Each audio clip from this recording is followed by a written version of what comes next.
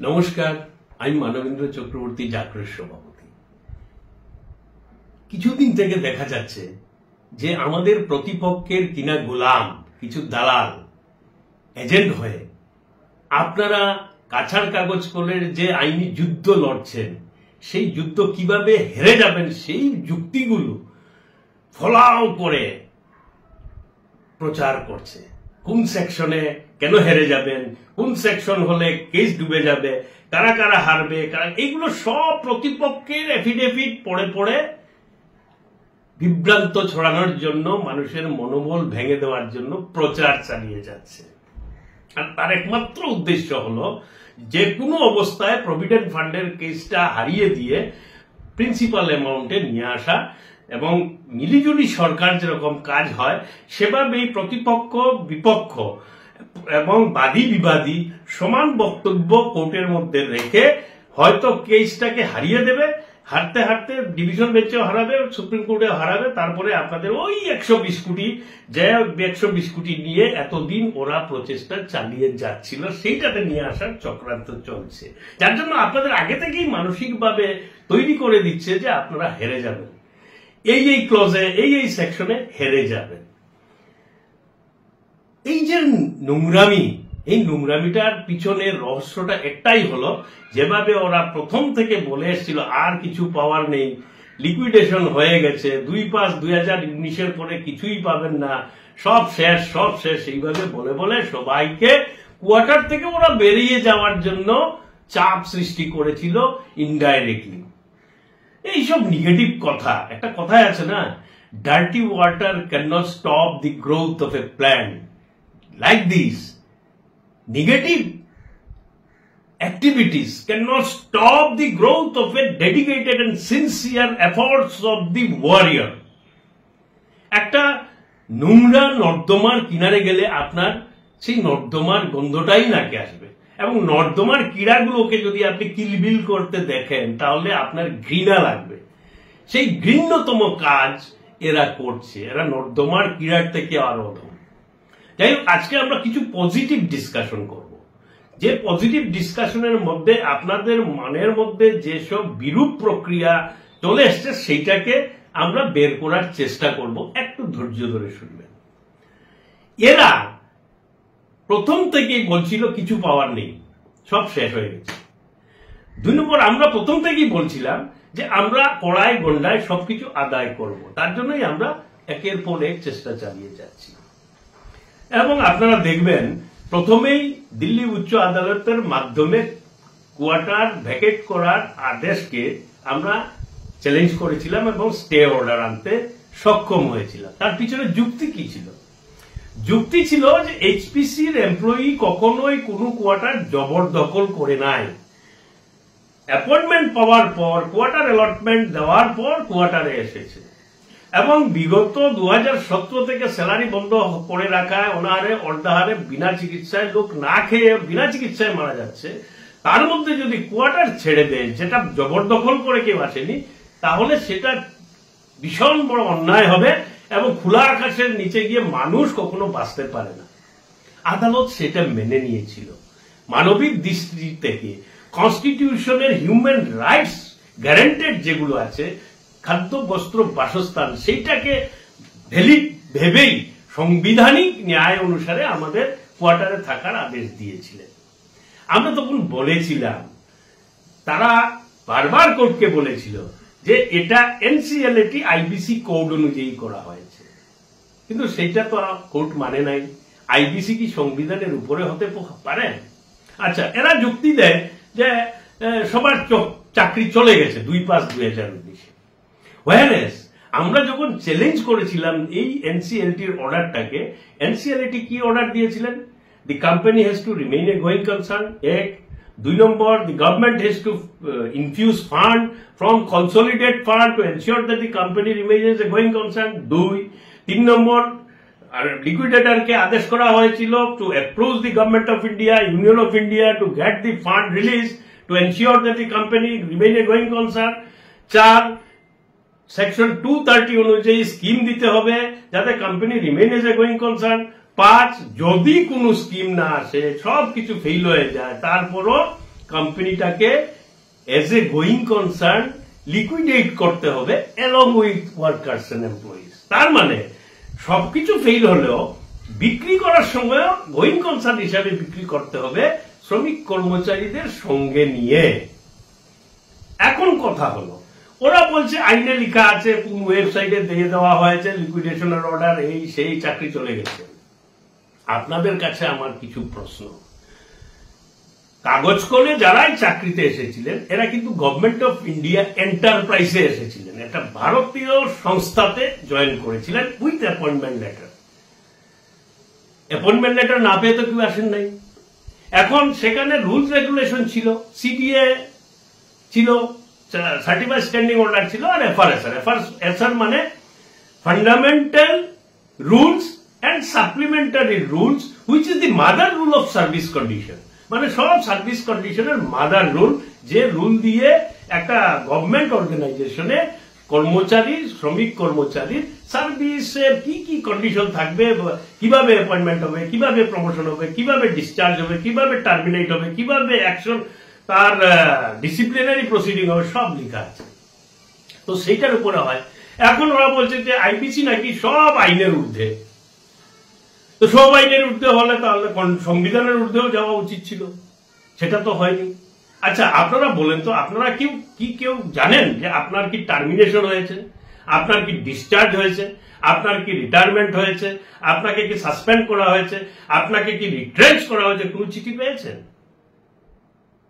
আজ পর্যন্ত কেউ জানে না ওর কি চাকরি চলে গেছে, ওর কি ডিসচার্জ হয়েছে, ওর কি টার্মিনেশন হয়েছে, ওর কি ছাঁটাই হয়েছে, কেউ কিছু জানে না। কোন চিঠি পেয়েছেন?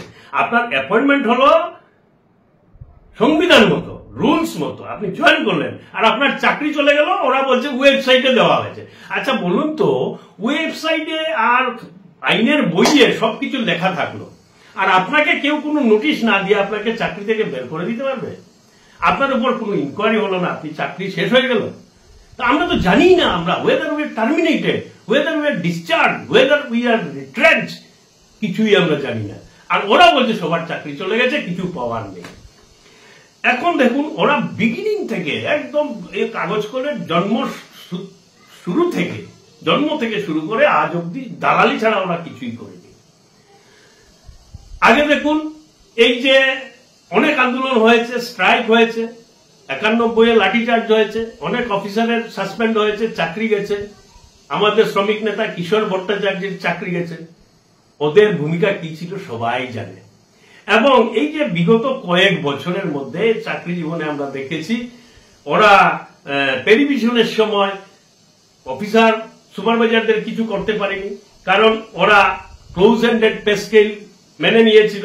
যখন ওয়ার্কাররা ওপেন এন্ডেড পে স্কেল করায়, ইনক্রিমেন্ট ওপেন এন্ডেড হয়ে গেছিল, যার জন্য সুপারভাইজারদের থেকেও, এক্সিকিউটিভের থেকেও 9A9B পে স্কেল বেড়ে গেছিল। অফিসারদের কনভিয়েন্স অ্যালাউন্স 540 টাকা ওরা মেনে নিয়েছিল, কিন্তু ওয়ার্কারদের কনভিয়েন্স অ্যালাউন্স 1040 টাকাতে চলে গিয়েছিল। কোনো কিছু করতে পারেনি। কত অফিসারের চাকরি গেছে, সাসপেনশন হয়েছে, কাউকে ওরা প্রোটেকশন দিতে পারে নাই, কারণ ওনাদের মানসিকতাই ছিল তেল মর্দন করা। এবং এভাবেই এরা চলছে। আর এখন ওদের মালিকের হয়ে এইভাবে বিভ্রান্তি ছড়াচ্ছে। আমরা একটা নতুন কেস করেছি। দেখুন, যখন একটা আইন নতুন আসে, আইপিসি 2016 যখন আসলো, তখন এই আইনের ভাষা এবং আইনের প্রযোজ্যতা নিয়ে সমস্ত উকালতি সমাজ একটা নতুন অধ্যায় অনুসন্ধান করছিলেন। সেই সময়েই আমাদের উপরে বিপদটা এসেছিল। গুয়াহাটিতে কোনো এনসিএলটি বা আইপিসি কোর্ট বোঝার মতো কোনো অ্যাডভোকেট ছিলেনই না, আমরা অনেক খুঁজেছি। আর দিল্লিতে শুধুমাত্র কয়েকজন, তার মধ্যে আমাদের অ্যাডভোকেট মিস্টার কলিন গঞ্জামেজ। এবং তার আগে যিনি এনসিএলটিতে আমাদের কেস লড়েছিলেন, উনি হলেন সিনিয়র অ্যাডভোকেট মনোজ স্বরূপজি। যাই হোক, এই যে আইনটাতে আমাদের অ্যাডভোকেট বলেছেন যে তোমাদের তো কোনো টার্মিনেশন নোটিশ আসে নাই, রিট্রেঞ্চমেন্ট নোটিশ আসে নাই, ডিসচার্জ বলে কেউ তোমাদের জানায় নাই, তাহলে তোমরা এটাকে চ্যালেঞ্জ করবে না কেন? এটা একটা নতুন issue. Let it be clarified by the supreme court. কি টার্মিনেশন অর্ডার না দিয়ে কি টার্মিনেট হয়ে যায়?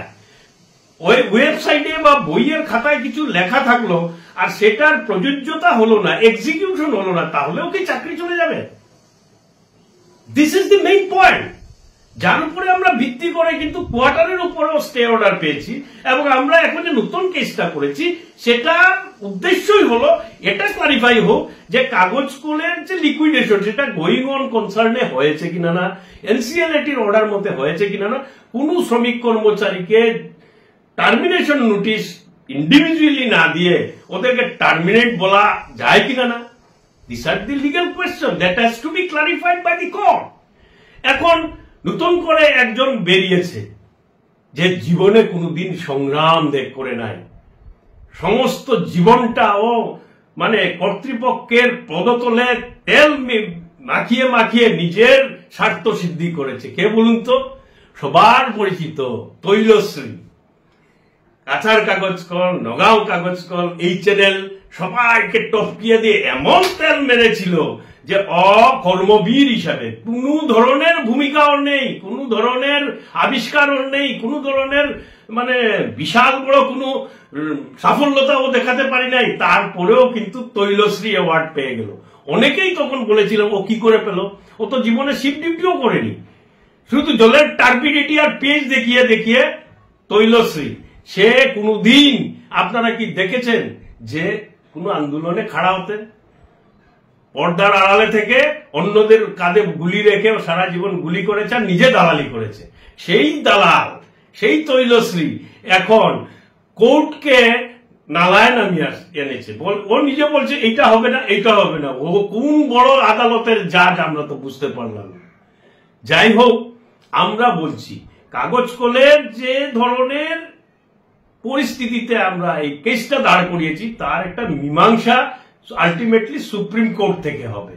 যেহেতু আমাদের কোনো টার্মিনেশন, রিটাচমেন্ট, ডিসচার্জের অর্ডার হয় নাই, সেটা কি ভ্যালিড যে আমাদের টার্মিনেট হয়ে গেল না আমরা up to date of retirement পর্যন্ত আমাদের সবকিছু পাবো? এই কোয়েশ্চনটা ডিসাইড হবে কনস্টিটিউশন বেঞ্চে, সুপ্রিম কোর্টে। এবং এটা আমরা বিশ্বাস করি যেহেতু termination order, retrenchment order issue হয় নাই, সেই হেতু আমাদের চাকরি নর্মালি 60 ইয়ার্স পর্যন্ত থাকবে। এখন কথা হলো বিগত 9/2/2024 ইংরাজিতে গুয়াহাটিতে একটা আদেশ হলো। কি আদেশ হলো? এই যে অফিসার এবং সুপারভাইজার অ্যাসোসিয়েশনের একটা কেস ছিল, কেস নাম্বার হলো 6330/2019। সেই 6330-তে কোর্ট কি বললেন? কোর্ট বললেন, আগে কিছু বলেছেন, লাস্টের প্যারার আগের প্যারাটা আমি পড়ছি। In view of the aforesaid, it is considered opinion of this court that when the Hindustan Paper Corporation is already under liquidation and payments against arrear of salary, gratuity has already been made, and the same time statutory authority under PF Act, looking into the matter of non-payment of statutory provident fund dues, nothing survived to be adjudicated in this writ petition. মানে Guwahati high court বলছে area শুদ্ধ ওদের salary দেওয়া হয়ে গেছে, gratuity দেওয়া হয়ে গেছে, পেনশন দেওয়া হয়ে গেছে, শুধু প্রভিডেন্ট ফান্ড রয়েছে। এখন প্রভিডেন্ট ফান্ড ডিপার্টমেন্ট দেখছে, এত এই কেসে শোনার মতো কিছুই নেই, যার কারণে এই কেসটা আমরা ডিসমিস করলাম, ডিসপোজ করলাম, ক্লোজ করলাম। আর ওদের যদি কিছু বলার থাকে তাহলে প্রভিডেন্ট ফান্ড ডিপার্টমেন্টের সঙ্গে যোগাযোগ করো, কোর্টে এটা হিয়ারিং হওয়া দরকার নেই। এই 2 ফেব্রুয়ারি 2019-এর পর ওরা একটা পিটিশন, অফিসার সুপারভাইজার অ্যাসোসিয়েশনের secretary mister Dipak Nath provident fund অথরিটিকে একটা চিঠি লিখেছিলেন কোর্টের আদেশ লাগিয়ে, এবং সেই চিঠির জবাবে কি দিয়েছে প্রভিডেন্ট ফান্ড ডিপার্টমেন্ট বলছেন, this is that the said establishment is under liquidation. এই চিঠিটা আমি এখানে দিয়ে দেব, আপনারা দেখে নেবেন। 24/4/2024 দিয়েছে আরপিএফসি কলকাতা থেকে। That the said establishment is under liquidation as per NCLT order dated 2/5/2019. There is no balance sheet of Provident Fund Trust on the date of liquidation. কিছু দালাল বলছে ট্রাস্টি নাকি সাইন করে লিকুইডেট ব্যালেন্স শিট কোর্টকে দিয়ে দিয়েছে, PF ডিপার্টমেন্টে পাঠিয়েছে। আর প্রভিডেন্ট ফান্ড ডিপার্টমেন্ট বলছে লিকুইডেশনের ডেট পর্যন্ত কোনো ব্যালেন্স শিট নেই। আপনারা সবাই জানেন অনেক দিন আগে থেকে ট্রাস্টের মিটিং হওয়াই বন্ধ হয়ে গেছে। আর ওরা যে এটা বলছে সেটা যদি প্রমাণ করতে পারে, এখানে ট্রাস্টি কে কে ছিলেন, কাছার কাগজ কলের senior manager HRES, manager finance, Nagaon কাগজ কলের DGM finance, senior manager HRES, সিএইচকিউর manager finance, senior manager finance, finance ডিপার্টমেন্টের আরো অনেকে, এইভাবে অনেকেই ছিলেন, ডাইরেক্টররাও ছিলেন। ওদের কোনো সাইন করা ট্রাস্টি মিনোটস বা ব্যালেন্স শিট যদি দেখাতে পারেন তাহলে অতি সত্বর গ্রুপে দেখা হোক, না হলে সবার জুতা মাথায় নিয়ে ঘোরা ওদের উচিত এই মিথ্যা প্রপাগান্ডার জন্য। কারণ প্রভিডেন্ট ডিপার্টমেন্ট বলছে যে কোনো ধরনের ব্যালেন্স শিট ছিল না, যার জন্য একটা প্রাইভেট এজেন্সিকে দিয়ে অডিট করানো হয়েছে। এটা কি লিখছে, ওরা লিখছে on the basis of the aforesaid statement prepared by Manish Bharlia and company, the chartered accountant, this office has initiated settlement of the claim as per order of Honorable Delhi High Court. এটা clear, red line করে দিলাম, পড়ে নেবেন। এবং সেখানে বলছে ভবিষ্যতেও যা হবে দিল্লি হাইকোর্টের মতো অর্ডার আদেশ মতোই হবে। তাহলে গুয়াহাটি হাইকোর্টে কেন যাওয়া হলো? এনসিএলএটি অর্ডার দেওয়ার পর 400,99 লক্ষ টাকার ক্লেম যখন প্রভিডেন্ট ফান্ড ডিপার্টমেন্ট রেজ করলো, তখনই তড়িগড়ি করে 120 কোটি 120 কোটি 120 কোটির আওয়াজ তুলে চারদিকে দৌড়াতে শুরু করলো। কাকে বাঁচানোর জন্য? প্রতিপক্ষকে, মানে বাদী বিবাদীর হয়ে কাজ করছে। এখন ইন্টারেস্ট চাই না, প্রিন্সিপাল অ্যামাউন্ট দিলেই হয়ে যাবে। এবং সেভাবেই মাত্র 53 কোটি টাকার কেস গুয়াহাটিতে করা হয়েছে, যেখানে আমাদের ইন্টারেস্ট সহ আমাদের প্রভিডেন্ট ফান্ড, আমরা বারবার বলছি প্রভিডেন্ট ফান্ড 3 গুণের বেশি হবে, সেখানে ওরা শুধু প্রিন্সিপাল অ্যামাউন্ট পাইয়ে দেওয়ার জন্য, মানুষের পেটে লাথি মারার জন্য এইসব চক্রান্ত করছে। আপনারা জানেন যে ওরা as per advice of liquidator বলে আন্ডারটেকিং ছাপিয়ে আপনাদের প্রভিডেন্ট ফান্ড কিছুই নেই, ব্যালেন্স জিরো বলে হাইয়ার পেনশনে অ্যাপ্লাই করিয়ে দিয়েছিল। এরাই যারা যখন এইচপিসি চালু ছিল তখন নন অপারেটিং পে স্কেল ভিতরে ভিতরে ঢুকিয়ে সমস্ত শ্রমিক কর্মচারীর প্রমোশনের লাইফ বরবাদ করে দিয়েছিল, তখন ওরাই একা রিকগনাইজ ইউনিয়ন ছিল। একটু মনে করবেন ওদের টাউনশিপে যারা আছেন, এরা তো জানেন যে যখন লিকুইডেশনের অর্ডারটা হলো আর কোয়ার্টার ছেড়ে দেওয়ার জন্য আদেশ হলো, তখন ওরা কোথায় ছিল? 2019-এ ওদের কেস গুয়াহাটিতে চলছিল। আমরা তো 2020-এ গেছি, যখন কোয়ার্টার থেকে বের করার আদেশ হয়েছে তখন গেছি। আমাদেরকে অনেক বাহিরের লোক সাপোর্ট করেছেন, তার মধ্যে একজন মাননীয় সাংসদ সুস্মিতা দেব।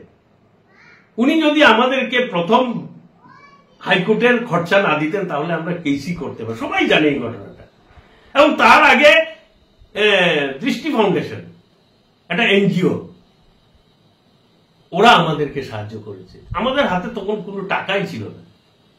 এখন আমরা চাঁদা তুলছি, আমরা প্রস্তুতি নিচ্ছি যে আমরা সুপ্রিম কোর্ট অব্দি লড়াই করব। কারণ আমরা জানতে হবে আমাদের কেউ টার্মিনেশন নোটিশ দিল না, ডিসচার্জ অর্ডার দিল না, আমাদের চাকরি কি করে চলে গেল? ওয়েবসাইটে আর আইনের বইয়ে লেখা থাকলে কি চাকরি চলে যায়? ওয়েবসাইটে আর বইয়ে লেখা থাকলে কি আপনি চাকরি পাবেন আপনার যোগ্যতা হলে? তাহলে আমার যোগ্যতা হল দিয়ে যখন আমি চাকরি পাবো, চাকরি যেতে হলেও তো আমার একটা নোটিশের দরকার আছে। সে নোটিশটা আজ পর্যন্ত আমরা পাই নাই, যার জন্য আমরা নতুন একটা কেস করেছি। সেই কেসের আমরা আনসার চাই যে আমাদের চাকরি এখনো বহাল আছে ডেট অফ রিটায়ারমেন্ট অথবা নাই। সে জবাবটা তো কোর্ট দেবে। এই দালাল গটার কা কিড়া যাদের পাশে গেলে আপনারা নেগেটিভ ছাড়া পজিটিভ কিছুই পাবেন না, ওরা কি জবাব দেওয়ার ক্ষমতা রাখে? ওরা কে? কোন হরিদাস পাল জবাব দিয়ে আপনাদেরকে বিভ্রান্ত করছে, মনোবল ভাঙছে? তাই আপনারা ওদের কথা শুনে নিজেদের জীবনের সর্বস্ব হারাবার পথে যাবেন না। আমরা লড়ে যাচ্ছি বিচার পাওয়ার জন্য। কড়ায় গন্ডায় হিসাব করে আমরা এক এক পয়সা আদায় করব, আর করেও যাচ্ছি আমরা। এই যে আসাম সরকারের সঙ্গে আমাদের যে এমওইউ হয়েছে, সেই এমওইউর 28 সেপ্টেম্বর 2021-এর এমওইউ আমরা সরকারকে লিখতে বাধ্য করেছি যে এই এমওইউর জন্য কোর্টে চলা আমাদের কেসের ক্লেমগুলো কোনোভাবে ক্ষতিগ্রস্ত হবে না। The claims of the court pending before the court shall not be prejudiced by this relief package agreement. সুন্দরভাবে লেখা হয়েছে এবং চিফ মিনিস্টার শেষ পর্যন্ত অনেকবার ওরা চালাকি করেছে, এগ্রিমেন্ট বদলিয়ে দেওয়ার জন্য পারে নাই। আমি 3-4 বার আমি ওয়াক আউট করেছি, আপনারা সব কিছু জানেন। ওরা তো হাততালি মেরে বাবা কুড়াতে চেয়েছিল, আমরা লড়াই করে গেছি, আমরা সত্যের পথে ছিলাম, তাই জয় হয়েছে। এই কিছুদিন আগে দেখুন 4% গ্র্যাচুইটি বলছিল, গ্র্যাচুইটি দেওয়া হয় না। 2024-এ গুয়াহাটি হাইকোর্টের অর্ডারে এসে গেছে, গ্র্যাচুইটি স্যালারি সব পেমেন্ট হয়ে গেছে। স্যালারি গ্র্যাচুইটি কিছুই আমরা জানি না, আমরা জানি একটা রিলিফ প্যাকেজ দেওয়া হয়েছে, হিউম্যানিটেরিয়ান এইড। এটা থার্ড পার্টি আসাম সরকার। 131 জন শ্রমিক কর্মচারী মারা গেছেন, যার মধ্যে 4 জন সুইসাইড করেছেন অনাহারে অর্ধাহারে বিনা চিকিৎসায়।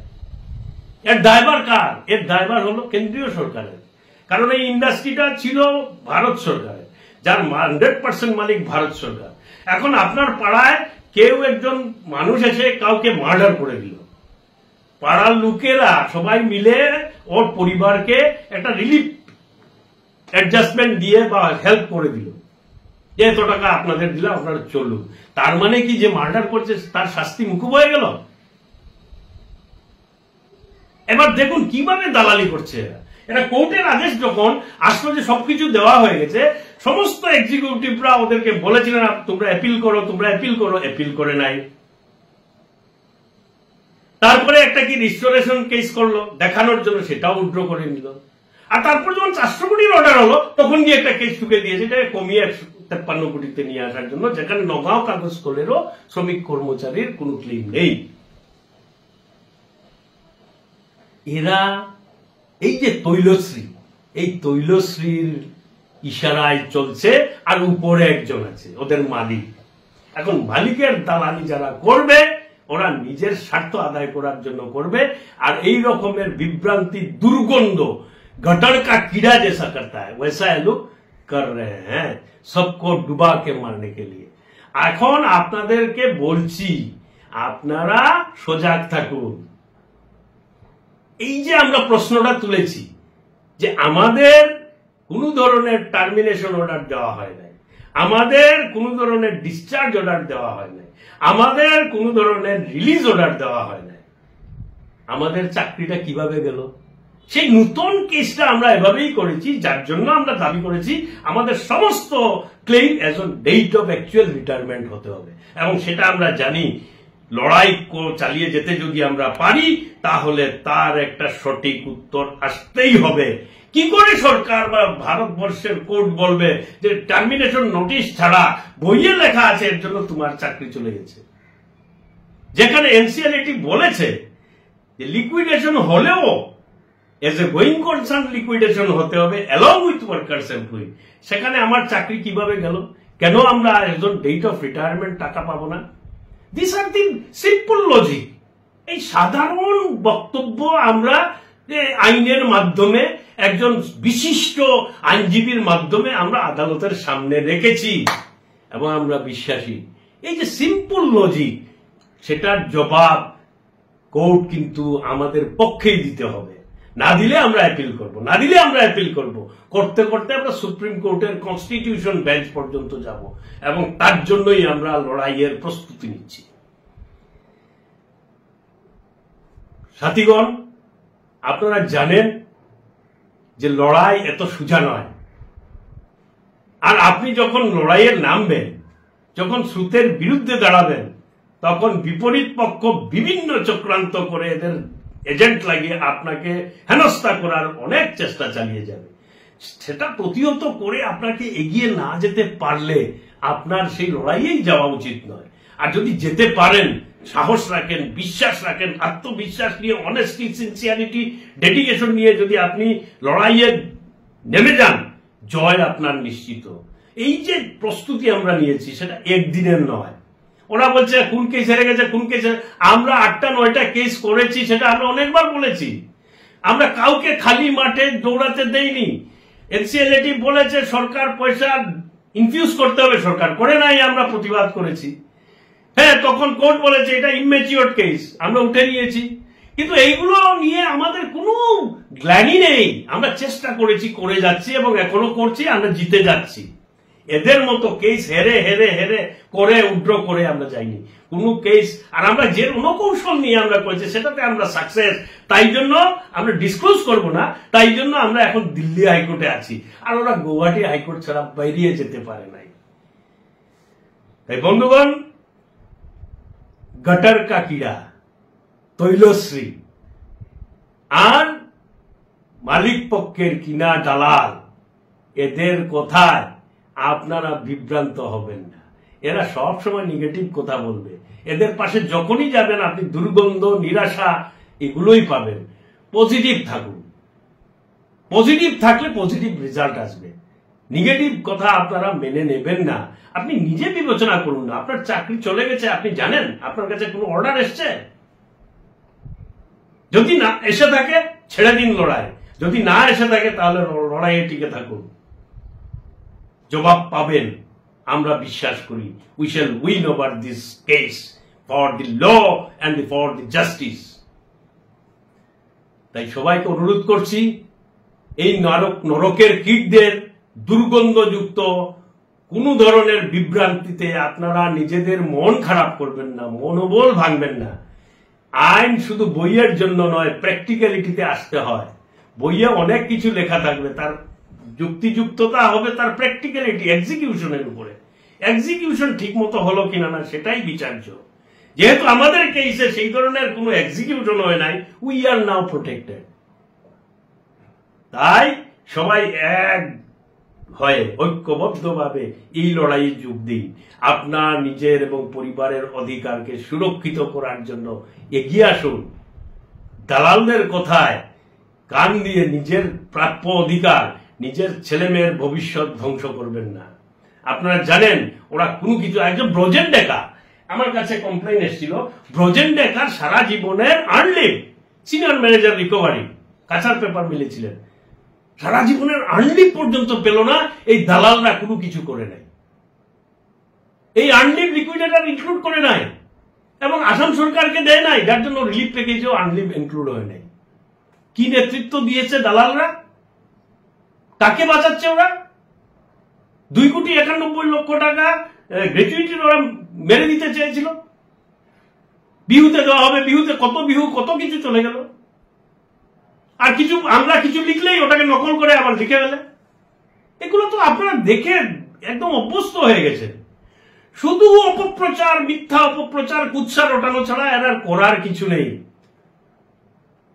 আপনার বুদ্ধি দিয়ে, বিবেক দিয়ে, আপনারা বিচক্ষণ বুদ্ধিমান, আপনারা বিবেক দিয়ে বুদ্ধি দিয়ে আপনারা দেখুন আপনার কি টার্মিনেশন অর্ডার এসছে, আপনার কি ডিসচার্জ অর্ডার এসছে, আপনাকে রিটায়ার করিয়ে দেওয়া হয়েছে বলে বা ডিসচার্জ করে দেওয়া, রিট্রেন্স করে দেওয়া বলে কিছু এসছে? তাহলে ওরা কেন বলছে যে আপনার চাকরি চলে গেছে? 2/5/2019 শেষ কথা। কেন এনসিএলটির কথাটা মানবে না? আর এইটা যদি আমরা জিততে পারি তাহলে আপনি চিন্তা করে দেখুন আপনার প্রাপ্যের ভলিউম কতটুকু হবে। সেই লড়াই আমরা লড়ে যাচ্ছি আর আমরা বিশ্বাস রাখি আমরা জিতব। আপনারা সঙ্গে থাকলে কোনো কিছুই অসম্ভব নয়। সব একসাথে আসুন সবাই। এখন এইচপিসি অফিসার ওয়ার্কার এইসব দেখে লাভ নেই, এটা নেই, কিছুই নেই। There is only one thing, law in the Delhi high court. সেখানেই আপনাদের সমস্ত কিছু সমস্যার সমাধান হবে। তা সেই রাস্তায় আপনারা সবাই এক যুগে যোগদান করুন, লড়াই করে যান। ইগো ছেড়ে দিন, ইগোতে কিছু নেই। এখন আপনার প্রাপ্যটা আদায় করার লক্ষ্যটাই সবচেয়ে বড়।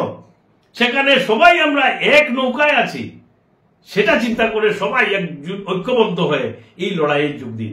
জয় হবেই এই বিশ্বাস রাখুন। ভালো থাকুন, সুস্থ থাকুন। বন্দে মাতরম, ইনকলাব জিন্দাবাদ।